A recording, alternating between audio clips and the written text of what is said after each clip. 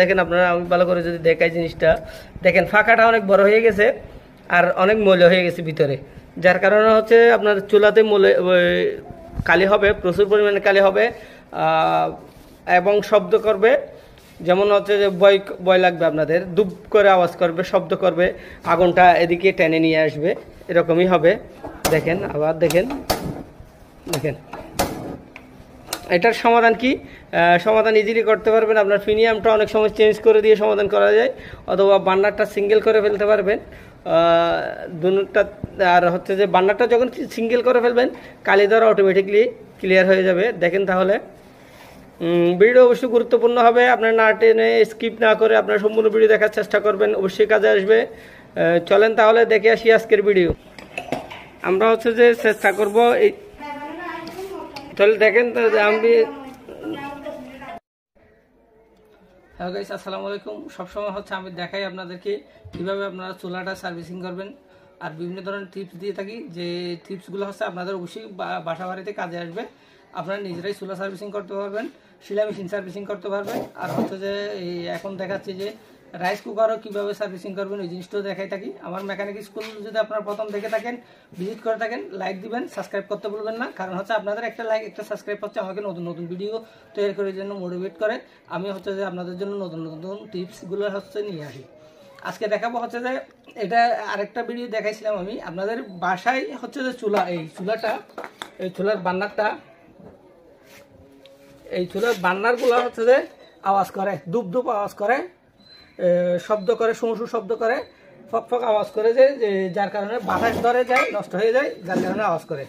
এইটা এই যেমন দেখেন বার্নারটা, আপনারা দেখেন এই বার্নারগুলো হচ্ছে যে নষ্ট হয়ে যায় কিছুদিন ইউজ করার পর, এগুলো ফেটে যায়, ভেঙে যায়, ছিদ্রগুলো বড় হয়ে যায়, তখন হচ্ছে যে এই সমস্ত আওয়াজগুলো করবে, বিকট শব্দ করবে। অনেকে হচ্ছে যে ভয় পায়, অ্যাক্সিডেন্টও ঘটার সম্ভাবনা থাকে।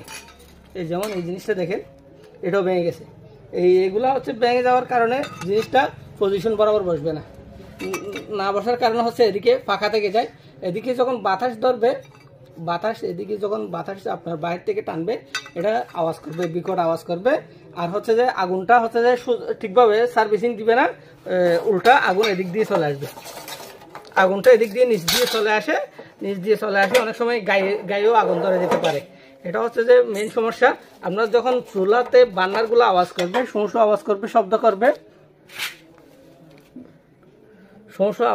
শব্দ করবে, তখন হচ্ছে যে এই বার্নারটা চেঞ্জ করে দেওয়া লাগবে।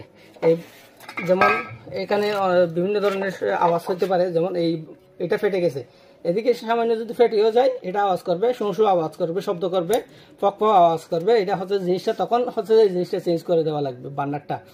বার্নারটা যখন চেঞ্জ করবেন, এটাতে আপনার একটা হচ্ছে যে টিপস হচ্ছে যে আপনারা যদি বার্নারে যদি গ্যাস কম যায়, এরকম বার্নার লাগাইতে ইচ্ছে করে, তাহলে হচ্ছে যে একটা লাইন বন্ধ করে দিয়ে, আমি দেখাইছিলাম, একটা লাইন বন্ধ করে দিয়ে এই বার্নারটা, বোক্কা বার্নারটা লাগাইতে পারেন। এই বোক্কা বার্নারটা আপনাদের হচ্ছে গ্যাসও সেভ করবে, চুলার সার্ভিসিং ভালো দিবে, আপনাদের খুবই কার্যকরী একটা হচ্ছে যে পদ্ধতি।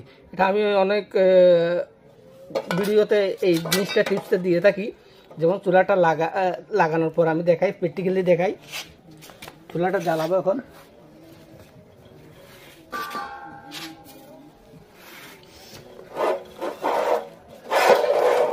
আর চুলা জ্বালানোর সময় একটা জিনিস খেয়াল রাখবেন, এই হচ্ছে যে 1.5 থেকে 3 ফিট দূরত্বে আপনার চুলা সবসময় রাখবেন। এই হচ্ছে যে দূরত্বে রাখবেন, কমপক্ষে 3 হাত দূরে, 1.5 হাত থেকে 2 হাত দূরে রাখবেন। কারণ হচ্ছে যে এদিকে যদি দূরে না রাখেন, তাহলে অ্যাক্সিডেন্ট হওয়ার সম্ভাবনা থাকে। কারণ হচ্ছে যে আপনাদের যদি কোনো কারণে এদিকে, অনেক সময় দেখা যায় বাসায় গ্যাসের চুলা ছাড়া রাখেন, অনেক সময় রান্না করার পর ঠিকভাবে বন্ধ না করেন, তখন হচ্ছে যে আপনাদের অ্যাক্সিডেন্ট হওয়ার সম্ভাবনা থাকে। এ তো গুরুত্ব করে রাখতে হবে। আবার অনেকের বাসায় দেখা যায় যে এই গ্যাসের চুলার পাশাপাশি লাকড়ির চুলা ইউজ করেন, পাশাপাশি রাখেন, এটা হচ্ছে অ্যাক্সিডেন্ট হওয়ার সম্ভাবনা থাকে।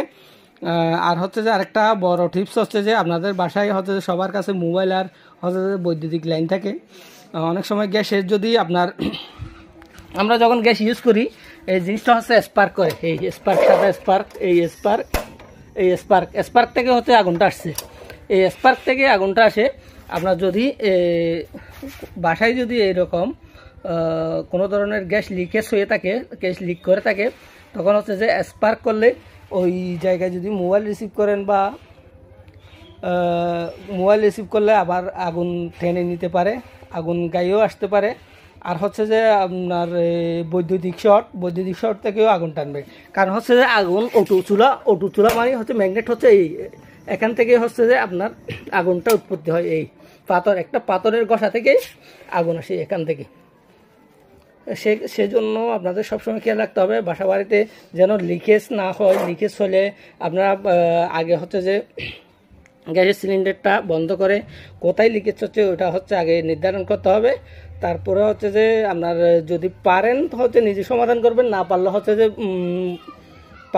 পারদর্শী এরকম মেকানিক দেখে আপনারা সার্ভিসিং করে নিতে হবে, না হলে অ্যাক্সিডেন্ট হওয়ার সম্ভাবনা থাকে। এ হচ্ছে আগুন, যেটা বলতে চাইছিলাম আপনাদের।